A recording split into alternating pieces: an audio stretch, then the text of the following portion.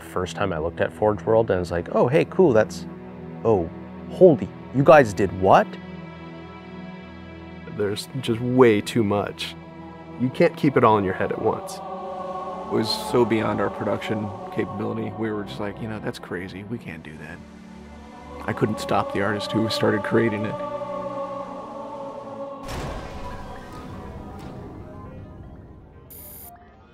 Forge is our editing tool that players can build their own maps. I mean, at its core, it's a map editor. We always had this vision right from the get-go, which is anyone can build anything. Giving the fans the tools, they can take it and run with it and make it their own. Forge World actually started as 5 separate maps. And I said, wouldn't it be cool if, like, you could play this and go over there and then play over there if you wanted? And Forge World was born. There were a lot of people telling us that, no, you cannot ship this as one big map. We have this awesome new automatically generated LOD system called impostering that makes objects that are really far away really cheap to draw. We're pushing what we can do with the Forge budget, so that lets us have many more objects up on the screen at once, which lets us put more objects into Forge. Interesting to take the Banshee or Falcon out for a spin in Forge World because it actually takes a while to get from one end to the other. The second you come into this space, you should know that you're on Halo. Our old friend, the Forerunners, come back because the Forerunners create all sorts of cool, interesting pieces of geometry. We wanted to give people a variety of locations that they could forge in a different way. So a gulch, an island, an interior, a very small outdoor pocket, and then the rock, which was kind of based off Ascension. Let's use a lot of interesting parts in it so that people can manipulate it or we can change it. Why don't we bring back Blood Gulch and carve it all up into pieces so that people can start manipulating it in interesting ways. And then Sanctuary was the other one. The Cage and Paradiso, that's just Chad and I playing with a map editor and actually building cool maps within Forge World. I mean, we were doing that exactly how the fans would do that. we definitely looked at what we did in Halo 3 and said, what can we learn from this? It's one thing to build just a stunning amount of map variants, but like nobody was expecting Forge art, I don't think. Like that was just a completely, whoa, what? The Rube Goldberg machines, yeah, those are everywhere. In Halo 3, it was cool that you could move things around, but it was still kind of clunky. And we're like, we have to make this better.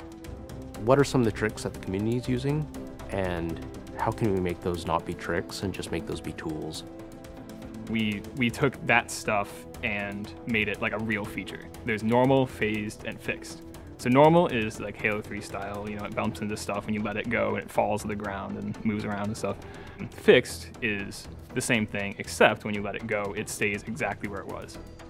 And then phased is the coolest because it means that while you're editing the object, it's not actually interacting with the environment. You can put it through a wall, you can put it, you know, through other objects. Which changed everything for Forge, like immediately. It's much easier to build a Forge space. There's snaps and rotates and degrees and units that you can move things. You can be very precise. The camera controls, it's actually really good for object placement because like little touches on the stick don't translate into really sudden jumpy movements. And then we also have a fine editing mode. You click the stick in and then your camera starts moving very slowly. You're not spending like 3 hours trying to get one block to line up directly to 3 other blocks. You can select individual objects and say, get rid of all the objects of this type. So if you're trying to get rid of all the spawn points on a map because you want to go and replace all the spawn points, you can do that. You can do custom colors. You can take these Forge pieces and say, hey, that's blue. So the blue base can truly look like the blue base. Reach's expanded sandbox includes new things like, you know, jetpacks. And if people want to build some sort of 3D map and really make use of the jetpack, they can do that now. Custom game options and Forge go together like peanut butter and jelly. You're able to do things with game types that people might not even expect. My favorite example is King of the Hill, where the warthog is the hill. I'm super excited to see what people do with it when it goes out, because there's so much crazy stuff in there that's amazing. We are shipping maps on the disc that we made in Forge ourselves. So The tools are there. If you have the time and the talent, you can make it.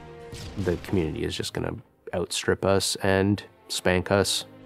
With the new tagging system, you can save a forged variant, you can post it to your file share, and then you can say, you know, sweet new map. Things that are good are downloaded by a lot of people and passed around to a lot of people, and that makes the really sweet stuff bubble up to the top. I'm looking forward to what the next big community game type is going to be.